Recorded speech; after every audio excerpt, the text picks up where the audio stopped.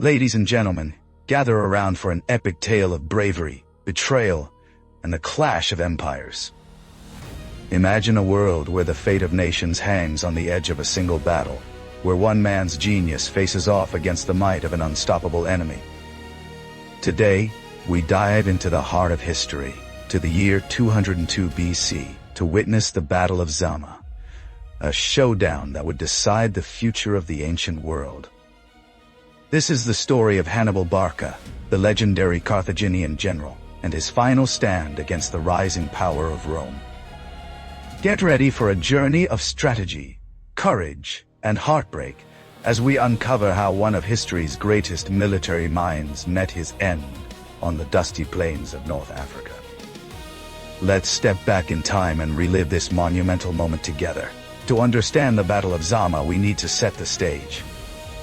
For over a decade, the Second Punic War had raged between Carthage, a powerful city-state in North Africa, and Rome, the ambitious republic hungry for dominance in the Mediterranean. Carthage was known for its wealth, its navy, and its brilliant general, Hannibal Barca. This man was a legend even in his own time. Born into a military family, Hannibal had sworn as a young boy to be Rome's eternal enemy. And he lived up to that promise in ways that shocked the world. He led his army across the towering Alps, a mountain range stretching thousands of kilometers, with elephants in tow. Yes, elephants! To invade the heart of Roman territory. Can you imagine the sight of those massive beasts, trudging through snow and ice, their trunks swaying as they carried the hopes of Carthage on their backs? Hannibal's daring paid off. He crushed Roman armies at battles like Lake Trasimene and Cannae, where he outsmarted and outfought forces much larger than his own.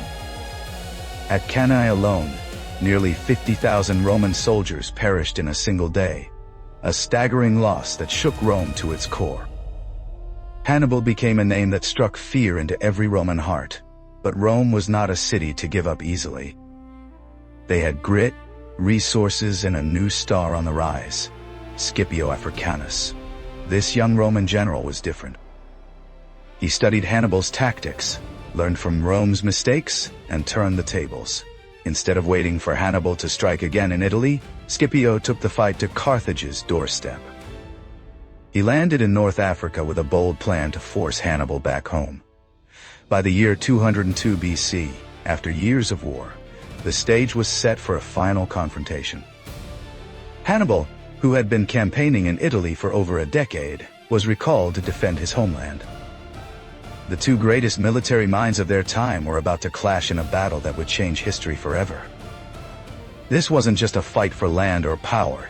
It was personal. It was a test of wills, a duel between two men who represented the hopes and fears of their people. Let's paint a picture of the battlefield. The Battle of Zama took place on the plains near the city of Zama, in what is now Tunisia, about 130 kilometers southwest of Carthage. The terrain was flat, open, and dusty, a perfect stage for a massive showdown. On one side stood Hannibal, the master of strategy, with an army of around 40,000 men. His forces were a mix of seasoned veterans who had fought with him in Italy and fresh recruits from Carthage and nearby tribes. He also had a secret weapon, 80 war elephants, each weighing several tons, standing over 2.5 meters tall at the shoulder. These beasts were like living tanks, capable of trampling enemy lines and spreading panic. Hannibal had used them with devastating effect before, and he hoped they would do the same here. But his army was tired. Many of his best soldiers had been lost in earlier battles, and the new recruits lacked the experience of his old guard. Still, Hannibal's mind was as sharp as ever, and he had a plan to outwit his opponent. Facing him was Scipio Africanus, the Roman general who had earned his reputation by defeating Carthaginian forces in Spain. Scipio commanded an army of about 35,000 men, including Roman legions and allied troops from Numidia, a nearby kingdom. His forces were disciplined, well-trained, and eager for victory. Scipio also had a powerful ally in Massinissa, the king of Numidia, who brought thousands of skilled cavalry, horsemen who could strike fast and hard. Unlike Hannibal's tired army, Scipio's men were fresh and confident. They believed in their leader, who had studied Hannibal's every move and was ready to counter his tricks. Scipio knew about the elephants, and he had prepared for them. He arranged his troops in a way that left gaps in the front lines, hoping the elephants would charge through these openings and lose their impact. It was a risky move, but Scipio was playing to win. As the sun rose over the plains of Zama on that fateful day in October of 202 BC, the two armies faced each other. The air was thick with tension. You could almost hear the pounding of hearts and the clinking of armor as soldiers gripped their weapons. Hannibal, ever the tactician, positioned his army with care. He placed his elephants at the front, hoping they would smash through the Roman lines and create chaos. Behind them, he arranged his infantry in 3 lines. The first made up of mercenaries and local levies, the second of Carthaginian citizens, and the third of his most experienced veterans from Italy. His plan was simple but clever. Use the elephants to disrupt the Romans, then wear them down with his first 2 lines before unleashing his best troops for the final blow. On the flanks he stationed his cavalry, though they were outnumbered by Scipio's horsemen. Scipio, on the other hand, had his own strategy. He knew the elephants were Hannibal's trump card, so he set up his infantry with those deliberate gaps in the front line.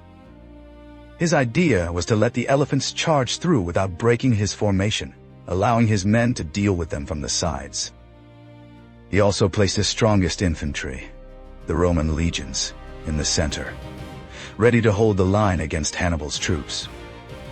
On the wings he positioned his Numidian and Roman cavalry, led by Massinissa and another commander named Laelius. Scipio's plan was to use his superior cavalry to outflank Hannibal's forces and attack from the sides and rear.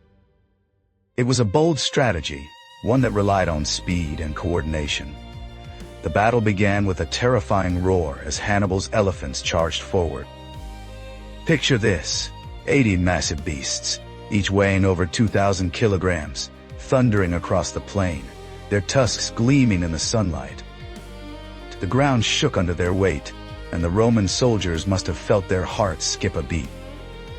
But Scipio's plan worked. Many of the elephants charged straight through the gaps in the Roman lines, unable to turn or stop in time. Some were driven back by Roman javelins and arrows, while others panicked and turned on their own troops, causing chaos in Hannibal's ranks. It was a disaster for Carthage. The elephants, which were supposed to be Hannibal's greatest weapon, became a liability. Scipio's men cheered as they saw the beasts falter, their confidence soaring. With the elephants out of the way, the real fight began. Hannibal's first line of infantry, the mercenaries, advanced against the Romans. The clash of swords and shields echoed across the battlefield as the two sides met.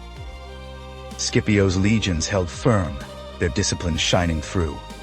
They fought with precision, cutting down wave after wave of Carthaginian soldiers.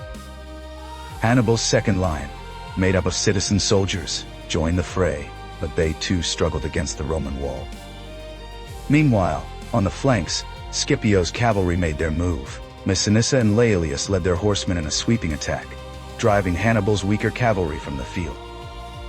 With the Carthaginian horsemen gone, Scipio's cavalry was free to circle around and strike at the rear of Hannibal's army.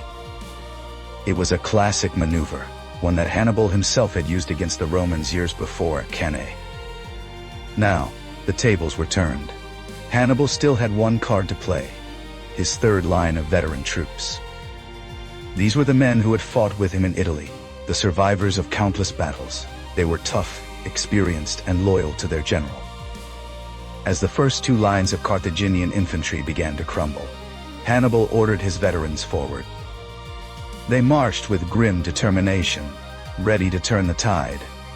For a moment, it seemed like they might succeed. They pushed against the Roman center with incredible force, and Scipio's men wavered under the pressure. The battle hung in the balance.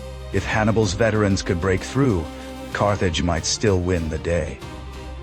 But Scipio was ready for this. He had kept some of his best troops in reserve, and now he sent them in to reinforce the center. The Roman line held, and the fighting became a brutal slog, with neither side giving an inch. At this critical moment, Scipio's cavalry returned from their flanking maneuver. Having driven off Hannibal's horsemen, they now attacked the rear of the Carthaginian army. This was the decisive blow. Hannibal's veterans, already locked in a desperate struggle with the Roman infantry, were now surrounded. They fought bravely, but they were trapped. One by one they fell, cut down by Roman swords or crushed under the weight of the enemy's numbers. Hannibal, watching from a distance, must have known the end was near. His army was collapsing around him. Thousands of his men lay dead or wounded on the field, and there was no hope of victory.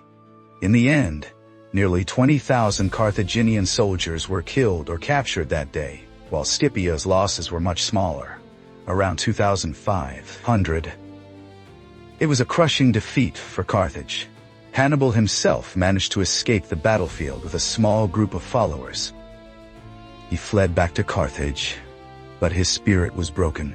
For the first time in his long career, he had been outmaneuvered and defeated. Scipio, on the other hand, emerged as the hero of Rome. The victory at Zama earned him the title Africanus, a name that would echo through history. But this battle was more than just a personal triumph for Scipio. It marked the end of the Second Punic War and the beginning of Rome's dominance in the Mediterranean. Carthage was forced to surrender, agreeing to harsh peace terms. They had to pay Rome a massive indemnity of 10,000 talents of silver, equivalent to millions of dollars in today's money, over 50 years. They also lost their overseas territories. Their navy was reduced to almost nothing, and they could no longer wage war without Rome's permission. It was a humiliating defeat for a once proud empire. What makes the Battle of Zama so fascinating is not just the clash of armies, but the clash of two extraordinary men. Hannibal Barca was a genius, a man who had defied the odds time and time again. He crossed mountains with elephants, defeated larger armies with cunning, and brought Rome to its knees. But at Zama, he faced an opponent who had learned from him, who adapted to his tactics and turned them against him. Scipio Africanus was not just a soldier. He was a student of war. He studied Hannibal's victories and found ways to counter them. At Zama, he outthought and outfought the great Carthaginian, proving that even the mightiest can fall.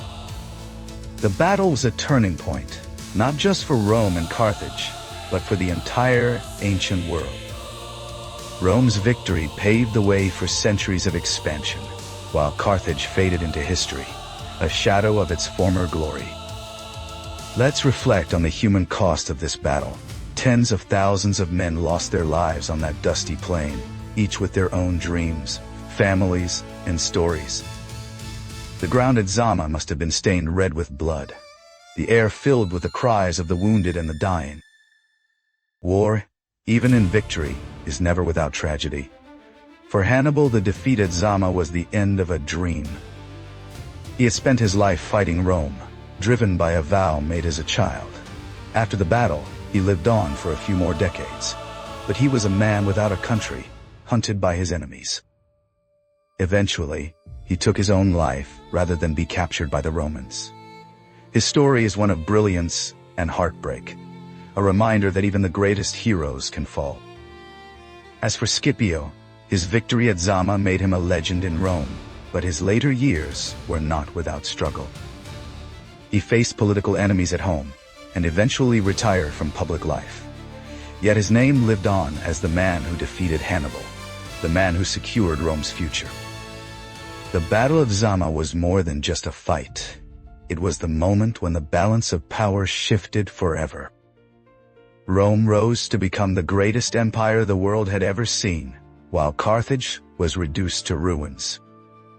If you walk the plains of Tunisia today, over 2,000 years later, you might still feel the echoes of that day. The clash of steel, the thunder of elephants, the shouts of soldiers giving their all for their cause. So, what can we learn from Zama? It's a story of strategy and determination, of how adaptability can overcome even the most brilliant mind. Hannibal was a master of war, but Scipio proved that learning from your enemy can be the key to victory. It's also a story of endings and beginnings. For Carthage, Zama was the end of an era, the final chapter of a great civilization. For Rome, it was the start of something even greater, a path to empire that would shape the world for centuries. As we close this tale, let's remember the men who fought and died on that field, the leaders who staked everything on one battle, and the lessons of history that still speak to us today. The Battle of Zama wasn't just a fight. It was a turning point, a moment when the ancient world changed forever. Thank you for joining me on this journey through time. Let's keep exploring the past together, uncovering the stories that shaped our present.